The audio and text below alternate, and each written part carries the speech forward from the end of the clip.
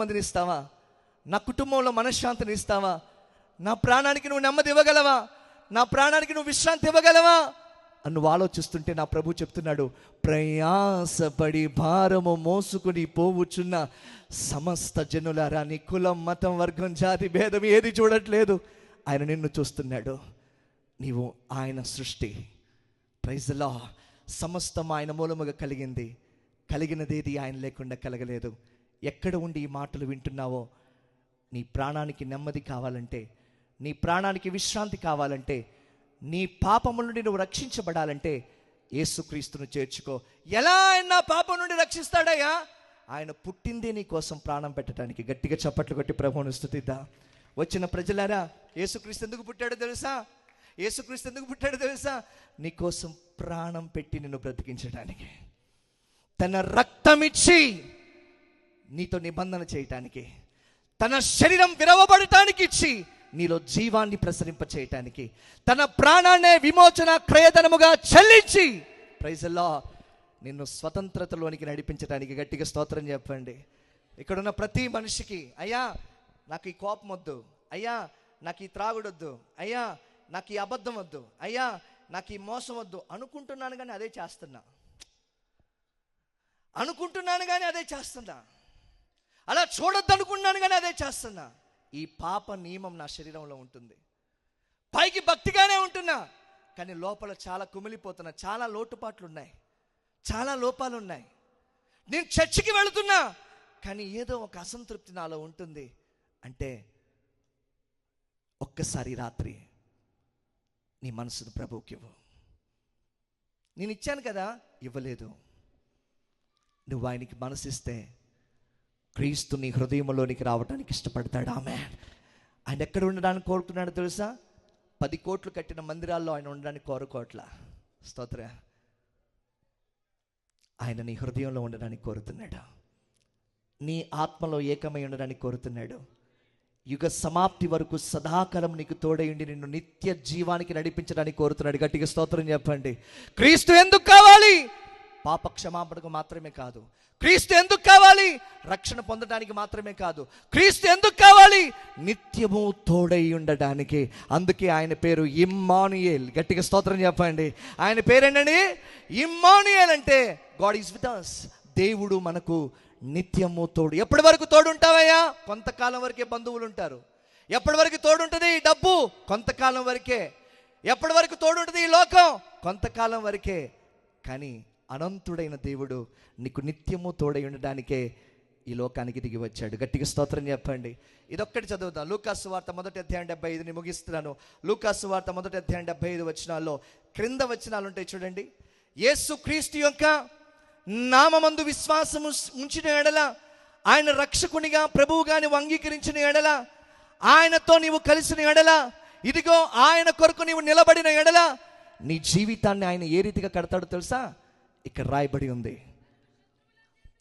శత్రువు చేతిలో నుండి నువ్వు విడిపించబడి నీ జీవిత కాలమంతా కూడా భయము లేని వారమై, నిర్భయులమై, ఆయన సన్నిధిలో, ఆయన ఎదుట పరిశుద్ధముగా, నీతిగా ఆయనను ఆరాధించటానికి, పూజించటానికి, ఆయనను గణపరచటానికి రక్షణ ఇచ్చాడండి. గట్టిగా స్తోత్రం చెప్పండి.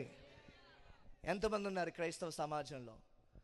భక్తి చేస్తున్నాం కానీ భయం ఉంది. మందిరానికి వెళుతున్నాం కానీ సందేహాలు ఉన్నాయి. ప్రార్థనలు చేస్తున్నాం కానీ శత్రువు చేత పట్టబడి గాయపరచబడుతున్నాం. అది కాదండి రక్షణార్థమైన జీవితం. యేసుక్రీస్తు నీ హృదయంలో ఉంటే, రక్షకునిగా ఆయన నీలో ఉండి నిన్ను నడిపిస్తూ ఉంటే, నీ జీవితం ఎలా ఉంటుంది తెలుసా?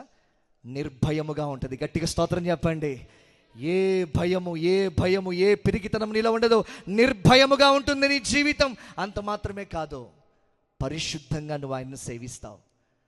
ఆయన వలన కలిగిన నీతిమత్వాన్ని పొందుకుంటావు. ఎందరూ ఆయన నామమందు విశ్వాసం ఉంచి ఉన్నారో వారందరూ కూడా దేవుని నీతికి వారసులు అవుతారు. గట్టిగా స్తోత్రం చెప్పండి. మన అన్నదానం, గోదానం, వస్త్రదానం, భూదానం, నేత్రదానం, రక్తదానం ఇది కొంతవరకే ధర్మకార్యం. కానీ పుణ్యదానంగా బలి అవ్వడానికి వచ్చిన క్రీస్తు యేసు నామ మందలి విశ్వాసము ద్వారా మాత్రమే ప్రతి ఒక్క బిడ్డ రక్షణ పొందుతారు, నీతిమత్వాన్ని పొందుతారు, విమోచింపబడతారు. గట్టిగా స్తోత్రం చెప్పండి. అందుకే తూర్పు దేశపు జ్ఞానులు, దూరంగా ఉన్న పండితులైనా జ్యోతిష్యులైనా పరుగునొచ్చి ఆయనలో రాజును చూసి బంగారాన్ని ఇచ్చారు, ఆయనలో విమోచకుడిని చూసి బోలాన్ని ఇచ్చారు, ఆయనలో యాజకుడిని చూసి ప్రైజ్ ది లార్డ్ సాంబ్రాణి ఇచ్చారు. ఈ రోజున నీవు నీ హృదయాన్ని ఇస్తావా? నీ హృదయాన్ని ఇస్తావా? నీ ప్రవర్తన అంతటి మీద అధికారాన్ని ఇస్తావా?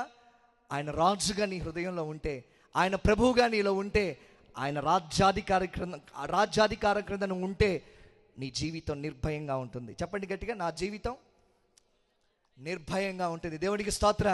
నీ నిందకు ప్రతిగా రెట్టింపు ఘనతనిచ్చి, నీ ముఖం మీద కారుచున్న కన్నీటి బాష్పం తుడిచివేసి, నీ దుఃఖమునకు ప్రతిగా ఉల్లాస వస్త్రం ఇచ్చి, నీ బూడిదలో కూర్చున్న నీ స్థితికి పూదండను ధరింపజేసి, హల్లెలూయా, నీ కన్నీటిని నాట్యముగా మార్చి నిన్ను తన వెలుగుగా నిలబెట్టి, ఈ సమాజంలో ఈమె నా బిడ్డ, ఇతడు నా బిడ్డ, వీరు నా జనం, యాజక రూపమైన నా రాజ్యం, పరిశుద్ధమైన నా జనాంగం అని దేవుడు మీ కొరకు సాక్ష్యం ఇస్తాడు. గట్టిగా స్తోత్రం చెప్పండి.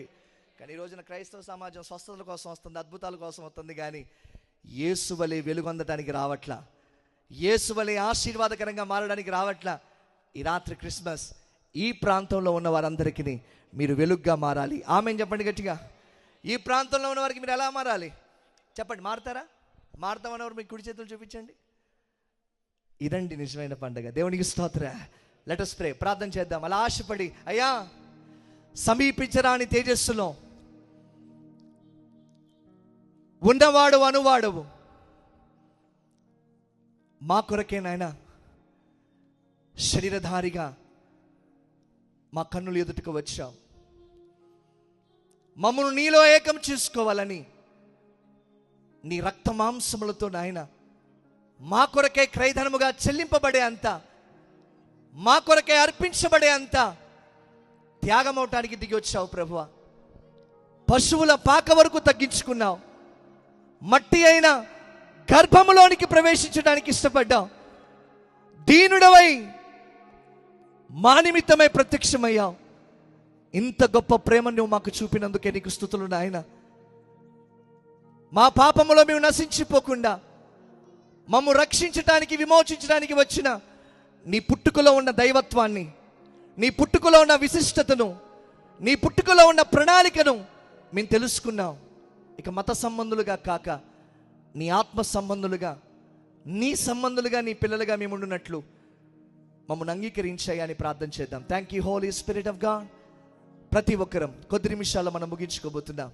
ప్రతి ఒక్కరు కళ్ళు మూసుకొని అందరూ లేచి నిలబడతారా? ఒక్క నిమిషం అందరూ లేచి నిలబడతారా? ప్రభు మిమ్మును, మీ కుటుంబాలను, మిమ్మును, మీ జీవితాలను తన నిండు వెలుగుతో వెలిగించాలని, తన కృపతో సంరక్షించాలని, తన పరిశుద్ధాత్మ చేత మిమ్మల్ని నింపాలని, మీరు మీ ప్రాంతంలో వెలుగుగా, ఉప్పుగా మారాలని, మీరు ధైర్యముగా ఉండి అనేకులను ధైర్యపరచాలని, మీరు నిలబడి అనేకులను నిలబెట్టాలని ఆశపడితే రెండు చేతులు పైకెత్తి ప్రభువా నా హృదయంలోనికి రండి అని చెప్పు. నా ప్రాంతానికి నేను వెలుగు కావాలయ్యా. నా ప్రాంతానికి నేను ఉప్పుగా మారాలి. నా ప్రాంతానికి నేను దీపస్తంభము కావాలయ్యా. నా పట్టణానికి నేను ఆశీర్వాదకర కారముగా నేను ఉండాలి.